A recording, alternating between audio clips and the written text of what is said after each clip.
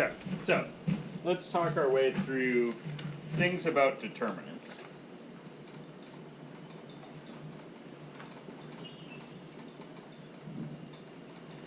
Okay. Today is not about calculating things. Calculating things will happen later. There are going to be some ways to calculate, which, what the hell, I'll put down. So,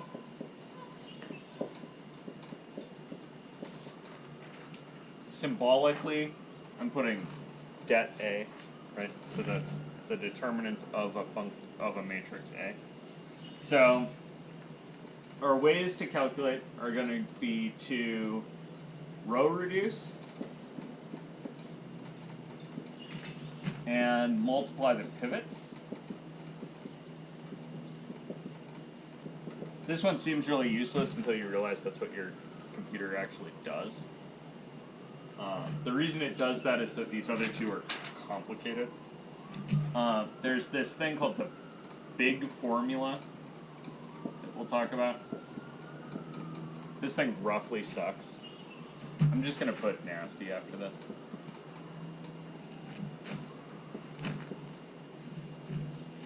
It's kind of gross. It's basically just a whole bunch of like gobbledygook of numbers that you like slowly plug the appropriate things in. Would not recommend. And then there's the cofactor expansion formula. This is kind of the go-to that people use. It's a little bit like a cross product. So if you know how to calculate a cross product, you can kind of feel your way through this thing. This is going to be our go-to hand method. The other method we're going to use fairly often is the calculator, and the calculator is doing row reduce, then multiply the pivots. Cool with that? I guess I should introduce a symbol.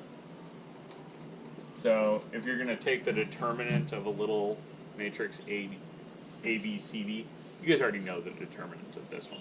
What is it? AD minus BC. Perfect. AD minus BC. You might think that I just forgot the kind of bottoms and tops of my braces. That's a relatively common thing. So I'm kind of thinking absolute value of the matrix for reasons.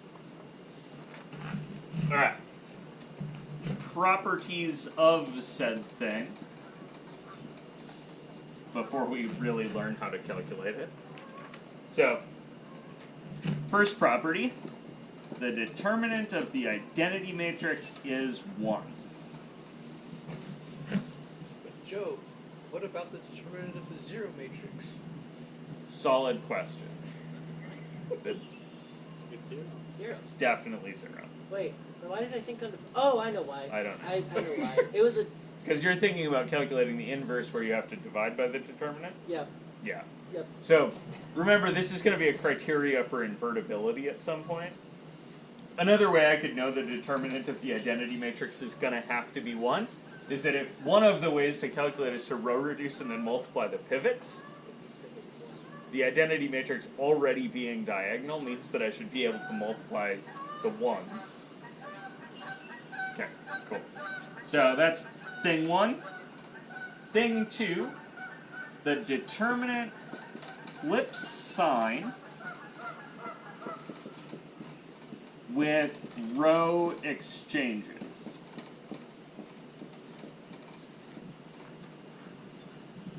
That means if I take a matrix and interchange 2 of the rows, I will get a negative sign that pops out. Yes? Quick question. If you're working with, say, a 4x4 matrix and you do 2 separate... Yep. So if you have a 4x4 matrix with row 1, row 2, row 3, and row 4, and you consider exchanging that for row 2, row 1, row 4, row 3.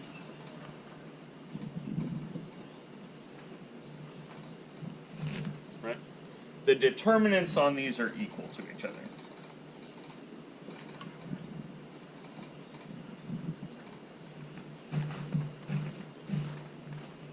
see that? After one row exchange, I would have negative the determinant of the thing I started with, and after the second, I would have negative the determinant of the thing I started with, which is going to be the determinant of the thing I started with. I guess I didn't explicitly say this, but determinants are going to be defined for square matrices. Only square matrices. Well, I might as well make that point 3. I'm not going to make that point 3, because I'm going to make point 3 this thing about line linearity. So, the determinant is linear in row operations. And that one I'm going to have to write down what the hell I mean. So what I mean by that is the following two things are true. So property 3A is if you have a matrix with rows and you have some kind of scalar times one of the rows. You guys with me on this kind of situation? I'm going to be able to pull that scalar out. So I'm going to say the determinant of this first matrix is T times the determinant of the same matrix with the scalar pulled out. You guys see that?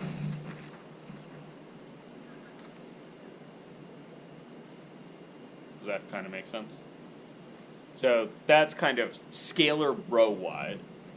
Well, row-wise scalar multiplication, right? What would row-wise linearity be? It'd be scalar multiplication for rows and some kind of vector addition for the rows, right?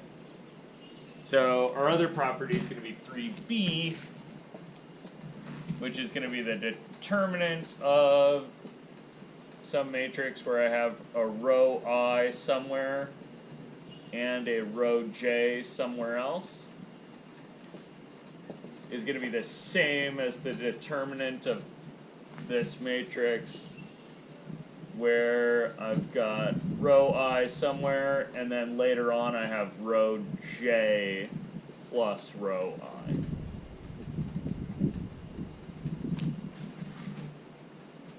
guys with me on that? So you can add rows to each other without changing the determinant. Cool? Questions? Okay. The first three properties are enough to uniquely determine the determinant. That said, demonstrating that is kind of a pain in the ass. So I'm going to start adding more properties, but only the first three are actually necessary. The rest are just kind of bonus things that you get for free. You guys good on this? Okay. So, fourth thing, if row I is row j, then the determinant is what?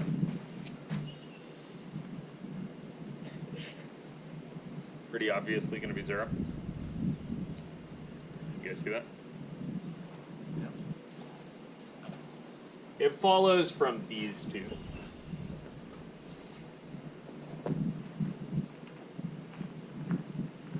You guys see that?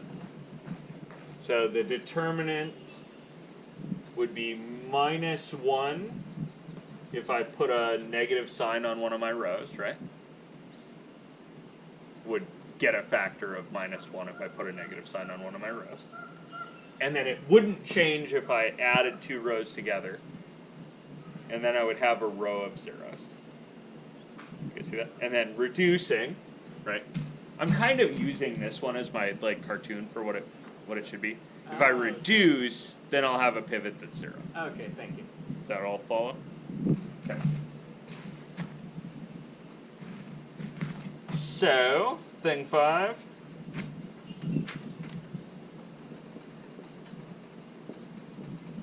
the determinant of your matrix A is the determinant of the row reduced A. Maybe plus or minus. With me on that? Could we say, like, the shortcut, like, the determinant of A is equal to the determinant of ref A? Yeah. Okay, so... You probably want ref A. The calculators, so your calculator's operations are a bit strong too, because even the ref A divides through by the pivots. Okay. So I'm going to say row reduced A. Maybe we could call that something like capital R or something. The plus or minus only happens if you need row exchanges. You guys see that? So if you're not doing the kind of calculator version here, you can drop the plus or minus and just understand that as long as you allow the pivots to be in kind of weird spots because you might be missing row exchanges, you can say that the determinant of A is actually the determinant of the row reduced one, but you can't use your calculator's row reduction. With me on that? Okay. That, by the way, just follows from these two again, right? These two are basically giving me a way to work on row operations. Okay. Thing 6. If one of the rows is all zeros, then the determinant is 0. That one again is this same thing. And actually you can see that directly from here. I said earlier you might go back to multiplying pivots. You can actually see it from right here because you can multiply that row by 0.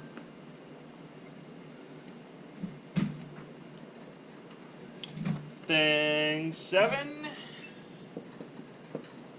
If A is triangular,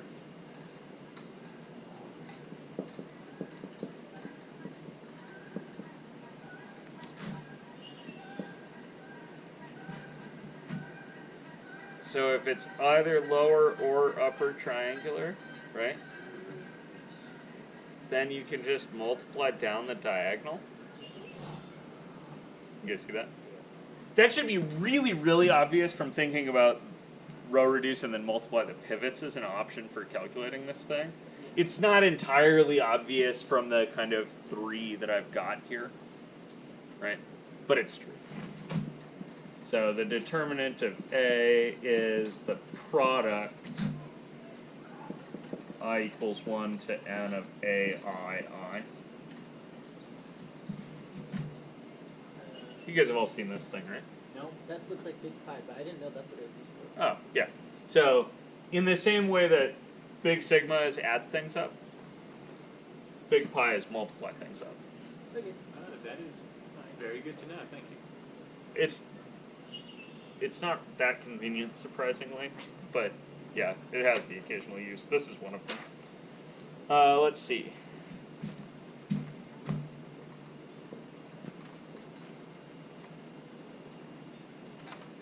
If the determinant of A is not 0,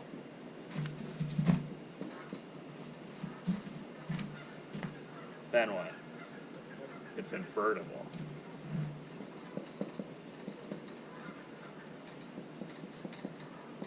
And this is where I should probably really go back over here and be like, only defined for a n by n. Right. Thing must be square to play game. Everyone's good with this? Not square things are automatically not invertible, so we know we can avoid that. Oh, and I'm going to have to cram these two in here, which is kind of a bummer. Okay, so, oops, I don't want my font changed. So, number 9 is the determinant of a product. So, matrix A times a matrix B. What would you guys want this to be? Yeah, you absolutely want this to be the determinant of A times the determinant of B. And for this one instance in mathematics, I will give you exactly what you want. Oh, yay!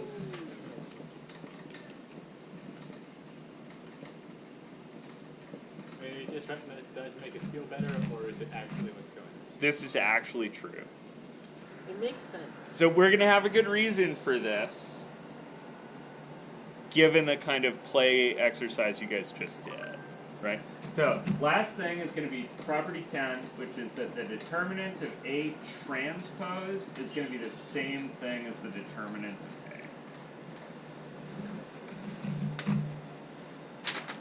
A. Okay. So there are a few more that you could add to this list. I'm not going to. There's one we'll get in a couple days about inverses that's useful. I do want to go over your geometry quick. So I left your geometry here. So, to explain what the hell was going on up in here for video people and also Sage. Here, I started by asking for a list of 8 random, smallish integers. I was supplied with such things. I made those 8 smallish integers into 2 rectangles by saying, 5 by 3 rectangle at 1, 2. So 1, 2 is the kind of bottom left point, and then we went 5 by 3. So we got 4 vectors there, and then we're 1 by 3. where'd you do your image? Oh, Somewhere? on the right? It's in the blue on the right, parallelogram in the middle. It's shitty. Oh, it's labeled and they're just... Okay. So, we applied our function, and in this case our function was the matrix 1, 2, 1, 4, against each of these vectors for the corners. We came up with these 4 points. Notice that they were a parallelogram. Found the vectors A and D, which are these two. Calculated their magnitudes. And then realized that we didn't have to do... Oh, and then tried to calculate the cosine of the angle between them. Eventually found it. I think there's an arithmetic error there. That should have been a 3. Found the angle between them. And then realized that actually you don't have to use the formula of its AB sine of the angle between them if you know Calc 3. So we instead calculated a cross product of these two things, which is equivalent, right? We know that from Calc 3. And we found that the area is 6 square units. For the smaller. It's actually. Oh, 6. and you guys did the smaller one. Yeah. Sorry, the blue one is the smaller square. The bigger square is done over here. This is a very sad and crappy parallelogram. We did check, and it is a parallelogram. This is a better drawing of a parallelogram, but it's not that one. So it's all up in the air here. So we found some points. We again calculated, and on this one we found out that the magnitude of the cross product, i.e. the area of the parallelogram, was 30. So over here, a 5 by 3 rectangle, we applied our function, and it became a 30 parallelogram, area 30 parallelogram. When we did the same process to our 3 by 1 rectangle, we got an area 6 parallelogram. Why? Because highlighting floating point errors in your calculator is not interesting. Damn it. Okay, so what happened to the areas of the rectangles? Well, they both doubled. What is the determinant of this little matrix? It is 2. That's cool. You guys see that? Okay, so we can come up with some rampant speculation, which we'll write on the other side of the board. So, rampant speculation.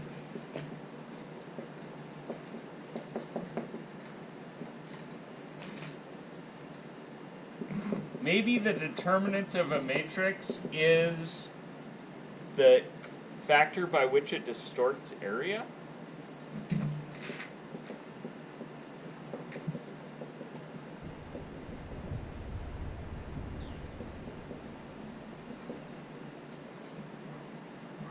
Okay, so let me see if that drives with... So...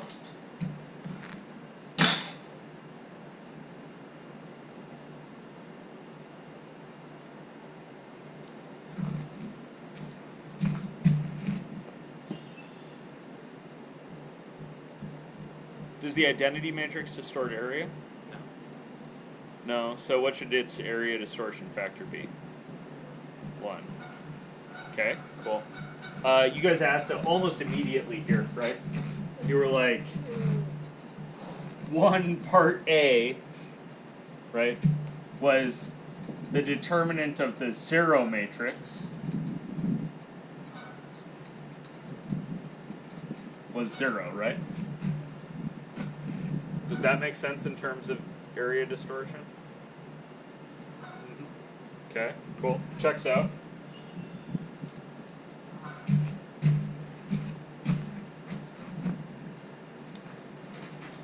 If it doesn't smash area completely, I can probably figure out how to undo it. You guys see that? If it does smash area completely, I'm not going to be able to figure out how to undo it because I lost something. You guys see that? That's that same thing I've been saying from the beginning of like, oh, well, if it smashes something, that's really kind of what I'm thinking here, right? Does this one make sense in terms of a distortion factor for area?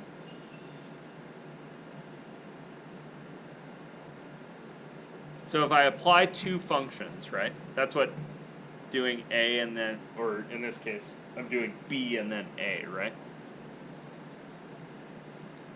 So if I distort an area by the determinant of B, and then do A to that thing, I probably get a combined distortion factor that's the product. Right? Like, if I have a map that doubles area, like our one that we just had, and then I multiplied that by a map that halves area, I would expect to get back to where I started. You guys with me? What's the weird one here that doesn't seem like it makes any sense in terms of an area distortion factor? Because this isn't quite true. It's close. Transpose? Yeah, I'm not sure how to reckon with the transpose one, so I'm just kind of ignoring that for now. One of these other ones doesn't make sense in terms of area. The flip side one? Yeah, the flip sign one is a problem for me. Flips the panel Yeah, maybe it like... I don't know. What's going to be my like go-to... You guys got an example for a matrix that's got a negative determinant? 1, 4, 1, 2. So, a simple row. That was good. If we know it flips sign with row exchanges, right? If we start with the matrix we had earlier that has a positive one and switch 2 of the rows, it only has 2 rows, we know that we'll get a matrix with a negative determinant. You guys with me on that? So, like, what the hell does that do?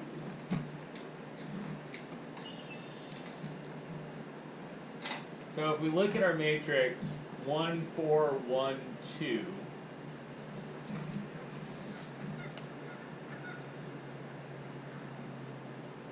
I've got a determinant of -2 here, right?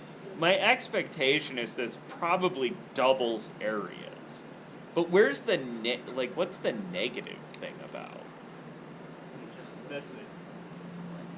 Yeah, like reverses orientation or something?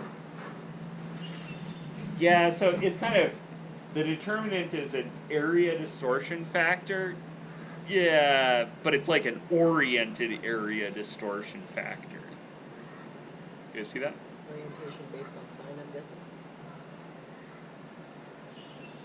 Yeah, so let's let's see if we can fiddle with this a little bit. I want you guys to follow one of the, actually, yeah.